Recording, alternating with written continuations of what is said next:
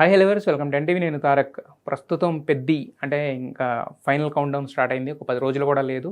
Fourth release అయినా కూడా third night నుంచే భారీ ఎత్తున ప్రీమియర్స్ అని ప్లాన్ చేశారు ఆల్ అరౌండ్ ద వరల్డ్ కాబట్టి. సో ఖచ్చితంగా పెద్దికి సంబంధించిన హైప్ అయితే కనిపిస్తుంది. ఆల్రెడీ ఇప్పటివరకే మనం ట్రైలర్ చూసాం, చాలా ప్రమోషనల్ కంటెంట్ చూసాం. భోపాల్ ఈవెంట్ భారీ సక్సెస్ అయింది.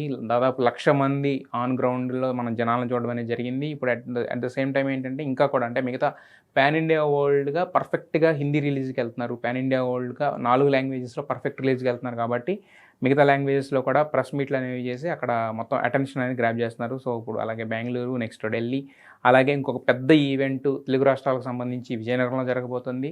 రిలీజ్ ముందు రోజు సెకండ్ అంటే రిలీజ్ అంటే థర్డ్ ప్రీమియర్స్ పడుతున్నాయి కాబట్టి సెకండ్ రోజు హైదరాబాద్లో ఒక ప్రెస్ మీట్ లాంటిది ఒక భారీ ఎత్తున ఏదో ఒకటి ప్లాన్ చేస్తున్నారు. సో ఇలా ఉందన్నమాట. అయితే ఇప్పటివరకు మనం పెద్దకి సంబంధించి ట్రైలర్ చూసాము, ఇంతకుముందు వచ్చిన టీజర్స్ చూసాము, సాంగ్స్ చూసాము. ఏ కంటెంట్ వచ్చినా కూడా ఇప్పటి వరకు కూడా ఏంటంటే ఎక్కడ కూడా అసలు ఊహలను మించి హిట్ అయింది.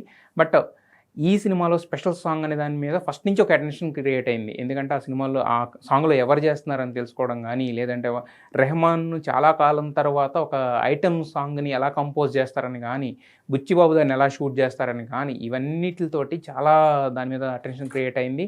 టీం కూడా చెప్పారు ఇది మాకు ఒక బ్యాంగర్ అని చెప్పేసి, ఎందుకంటే ఆ స్పెషల్ సాంగ్ అనేది. సో రెహమాన్ గారి మ్యూజిక్ గురించి ఎవరో ఏం మాట్లాడక్కర్లేదు, మీకు స్పెషల్ సాంగ్ చూస్తే మీకే అర్థం అవుతున్నారు. At the same time song అయితే రిలీజ్ అయింది. ఇప్పటివరకు మనకేంటంటే ఐటమ్ సాంగ్స్లో కూడా వాటికి అంటే ఐటమ్ సాంగ్ లేకపోతే స్పెషల్ సాంగ్స్ వాటికి ఒక స్పెషల్ కేటగిరీ వచ్చిందైతే కనుక సుకుమార్ గారి సినిమాలో అని చెప్పుకోవచ్చు అనమాట. డైరెక్టర్ సుకుమార్ అంటే మిగతాది ఏది ఎలా ఉన్నా కూడా ఆయన సినిమాల్లో ఐటమ్ సాంగ్ అనే దానికి ఒక ఇంపార్టెన్సే ఉంటుంది. దాంట్లో కూడా ఏదో ఒక ఫిలాసఫీ చెప్తారు, దాంట్లో కూడా ఏదో ఒక చిన్న స్టోరీ రన్ అవుతూ ఉంటుంది. ఇలాంటివన్నీ ఉన్నాయి. మనం ఇంతకుముందు రంగస్థలంలో చూసుకుంటే ఒక సెలబ్రేషన్ సాంగ్ పూజ హెగ్డేని పెట్టి చేశారు. ఆ తర్వాత అంటే అంతకుముందు కూడా మన 100% లవ్లో కానీ వాటిలో కానీ ఆర్యాలో కానీ ఎంత పెద్ద హిట్లు అని ఇప్పటికీ పాడుకుంటూ ఉండేలాగా ఉంటాయి. ఆర్యా 2లో కానీ రింగ సాంగ్ అవన్నీ మర్చిపోయే సాంగ్స్ అయితే కాదు.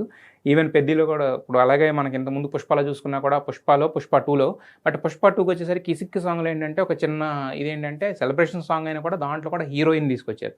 అట్ ద సేమ్ టైము పెద్దికి వచ్చేసరికి కూడా ఆ చిన్న ఏదైతే ఎసెన్స్ ఉంటుందో అంటే హీరోయిన్ ఉంటే ఏంటంటే స్పెషల్ సాంగ్ కూడా కొంచెం అంటే ఇంట్రెస్టింగ్గా క్రియేట్ అవుతూ ఉంటుంది అనమాట. సో దాన్ని పరంగా చూసుకుంటే కనుక దీంట్లో కూడా యాజ్ ఇట్ ఈస్గా జాన్వీ కపూర్ని తీసుకొచ్చి పెట్టడం అనేది కూడా ఒక చిన్న ప్లస్ పాయింట్ అని చెప్పుకోవచ్చు. ఓవరాల్గా రామ్ చరణ్ స్టెప్స్ గురించి ఇంక చెప్పేదే ఉంది, గ్రేస్ గురించి చెప్పేదే ఉంది. డ్యాన్స్లో కుమ్మేశారు కాబట్టి యాజ్ ఇట్ ఈస్గా కుమ్మేశాడు. సో శృతి హాసన్ ఎలా ఉంటుంది అనుకుంటే శృతి హాసన్ కూడా పోటీపడి చేసిందని చెప్పుకోవాలి dance. At the same time జాన్వీకి ఉన్న స్పేస్ తక్కువైనా కూడా అంటే ఆ స్క్రీన్ ప్రెజెన్స్ స్క్రీన్ టైం తక్కువైనా కూడా ఆమె కూడా తన ఉనికిని చాటుకోగలిగింది. సో ఇక అంటే రెహమాన్ ఎలా చేస్తాడనే దానికి ఒక ఇది తీసుకొచ్చింది. అట్ ద సేమ్ టైము అంటే ఎలాగ షూట్ చేస్తారు, ఎలా ఉండబోతుంది అనే దానికి ప్రతి దానికి ఒక క్లారిటీ ఇచ్చుకుంటే వీడియో సాంగ్ రిలీజ్ చేశారు కాబట్టి అసలు దీంట్లో ఇంకేముంది ఏం లేదనేది మనం చెప్పక్కర్లేదు అనమాట. సో ఇక వెండితెరపై ఒక బ్లాస్ట్ ఒకటే మిగిలిందా అంటే దానికి ముందు వెనకబడే సీన్లు ఏవైతే ఉంటాయో వాటితోటే ఈ సాంగ్ రేంజ్ ఏంటి అనేది డిసైడ్ అవుద్ది కాబట్టి అంటే ఇప్పుడుకున్న దాని ప్రకారం అయితే ఎక్స్పెక్టేషన్స్ అయితే 100% రీచ్ అయిందని చెప్పుకోవచ్చు అనమాట. ఇక నెక్స్ట్ వచ్చేసి ఏంటంటే ఒక సాంగ్ అంటే అది మస్సా అనేది మనం ఏంటంటే ఫస్ట్ నుంచి కూడా అసలు అది సెకండ్ సింగిల్ కింద దాన్ని ఇవ్వాలనుకున్నారు, ఫస్ట్ సింగిల్ కింద ఇవ్వాలనుకున్నారు. బట్ దాన్ని పోస్ట్ పోన్ చేస్తూ వచ్చారు. అసలు ఇప్పటివరకు రివీల్ చేయలేదు. మొన్న లైవ్ పర్ఫార్మెన్స్లో అన్నిటికన్నా ఎక్కువ ఐ బాల్స్ గ్రాప్ చేసిన సాంగ్ అయితే మాత్రం మస్సా అని చెప్పుకోవాలి. అది కీలకమైన ఢిల్లీ సీక్వెన్స్లో వస్తుందని అంటున్నారు. మరి అది ఎలా ఉంటుంది అనేది చూడాలి స్క్రీన్ పైన. ఎందుకంటే ఇప్పటి వరకు దానికి సంబంధించిన ఎందుకంటే సాంగ్ రిలీజ్ చేశారంటే దాని నుంచి కొన్ని విజువల్స్ ఇవ్వాలి. ఢిల్లీ సీక్వెన్స్ క్లారిటీ అంటే ఈ సినిమాకి హార్ట్ అంటున్నారు. అది ఆల్మోస్ట్ 35 to 40 minutes ఆ సీక్వెన్సే ఉంటుంది అంటున్నారు. దాని నుంచి విజువల్స్ ఉంటాయి కాబట్టి సో ఖచ్చితంగా ఇప్పుడు అంటే ఫస్ట్ నుంచి పెద్దగా ఆ సిక్సర్ ఏదైతే ఉందో ఫస్ట్ షాట్ నుంచి కూడా ఇప్పటి వరకు కూడా ఎక్కడ చూసినా కూడా మారుమోగుతున్న సాంగ్ అయితే కనుక ఆ మస్సా అనే దాంట్లో వచ్చే ఆర్ఆర్ఏ. సో మొన్న పాట పాడినప్పుడు మాత్రం ఆ హిందీ పదాలైనా కూడా అయ్యైనా కూడా చాలా అద్భుతంగా అంటే ఒక చెక్ దే ఇండియా అనేది వస్తే ఎలా అయితే ఉంటుందో అలాంటి ఒక ఇంపాక్ట్ అయితే క్రియేట్ చేసిందని చెప్పాలి. సో మరి ఇది ఫైనల్ షాట్. మరి ఇంకా పెద్ద నుంచి అంటే ఇప్పటి వరకు ఉన్న కంటెంట్ మొత్తం చూసాము. సో చూసిన తర్వాత ఒక ఐడియా వచ్చింది కాబట్టి ఈ song at the same time రాబోతున్న ఇంకొక సాంగ్ వీటి మీదే డిసైడ్ అయ్యి ఉంటుందని చెప్పుకోవచ్చు. సో ఓవరాల్గా వాళ్ళు ఏదైతే ఆశించారో రెహమాన్ దగ్గర నుంచి ఎవరు ఏది ఊహించలేదో అవన్నీ కూడా రావడంతో ఏంటంటే సో రామ్ చరణ్ అభిమానులు కానీ ఇది కానీ హ్యాపీగా ఉన్నారు. So at the same time theatres అన్నీ కూడా ముందు నుంచి చెప్పుకుంటున్నట్టుగానే ఆవురావురం అంటూ ఉన్నాయి.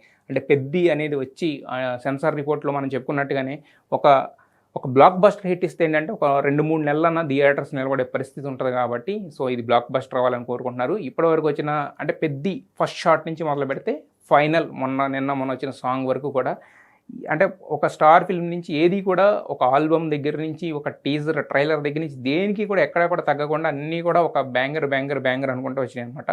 సో ఫైనల్లీ ఆ సాంగ్ కూడా హిట్ అయింది కాబట్టి సో నెక్స్ట్ ఇక పెద్ది ఎలా ఉంటుంది అనేది ఒకటే మిగిలింది. So waiting for June 3rd.